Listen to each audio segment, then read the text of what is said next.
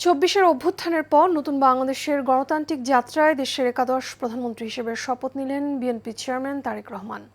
এর মধ্য দিয়ে 2 দশক পর আবার রাষ্ট্র পরিচালনার দায়িত্ব নিল বিএনপি। আর 3 দশক পর নতুন একজন রাজনীতিবিদকে প্রধানমন্ত্রী হিসেবে পেল বাংলাদেশ। রেওয়াজ ভেঙে বঙ্গভবনের বদলে এবারের শপথ অনুষ্ঠান হয় জাতীয় সংসদ ভবনের দক্ষিণ প্লাজায়। মনোয়ার আলমকে সাথে নিয়ে আরও জানাচ্ছেন বাতিন বিপ্লব। ক্যামেরায় ছিলেন শাহিন আলম। ঘড়ির কাঁটায় বিকেল 4টা বাজার সঙ্গেই বেজে ওঠে জাতীয় সঙ্গীত। এরপর পবিত্র কোরআন তেলাওয়াতের মাধ্যমে শুরু হয় শপথ অনুষ্ঠান।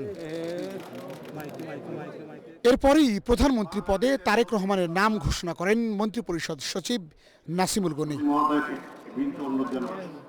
নিয়ম অনুযায়ী তারেক রহমান রাষ্ট্রপতি মোহাম্মদ শাহাবুদ্দিনের কাছ থেকে প্রথমে সরকার প্রধান হিসেবে দায়িত্ব পালনের এবং পরে গোপনীয়তার শপথ নেন।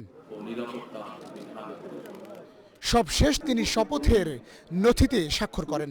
নতুন প্রধানমন্ত্রীকে আনুষ্ঠানিক অভিনন্দন জানানোর পর মন্ত্রিপরিষদে জায়গা পাওয়া নেতাদের নাম ঘোষণা করা হয় এবং শপথ গ্রহণের জন্য আহ্বান জানানো হয়।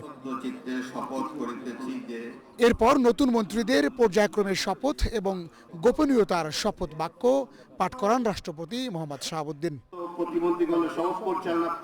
সবশেষ প্রতিমন্ত্রীদের নাম ঘোষণা করে তাদেরকে শপথ গ্রহণের জন্য আহ্বান জানিয়ে মঞ্চে ডাকেন মন্ত্রিপরিষদ সচিব। প্রতিমন্ত্রীদের শপথ এবং শপথে স্বাক্ষরের মধ্য দিয়ে অনুষ্ঠান শেষ হয়। রাষ্ট্র পরিচালনায় তারেক রহমানের সঙ্গী হচ্ছেন 25 জন মন্ত্রী এবং 24 জন প্রতিমন্ত্রী। ত্রয়োদশ জাতীয় সংসদ নির্বাচনে নিরঙ্কুশ বিজয়ের পর তারেক রহমান তার নতুন সরকার সাজিয়েছেন 40 জন নতুন মুখ নিয়ে।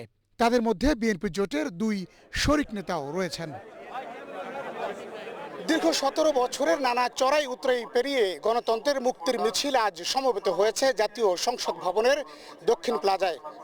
সংসদ সদস্য এবং মন্ত্রীদের একটি শপথ, আগামীর নতুন বাংলাদেশ বিনির্মাণ হবে এবং জাতির 18 কোটির ভাগ্য নির্ধারিত হবে।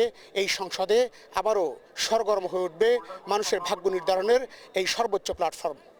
বাতিন বিপ্লব, এশিয়ান টেলিভিশন, জাতীয় সংসদ ভবন দক্ষিণ প্লাজা, ঢাকা।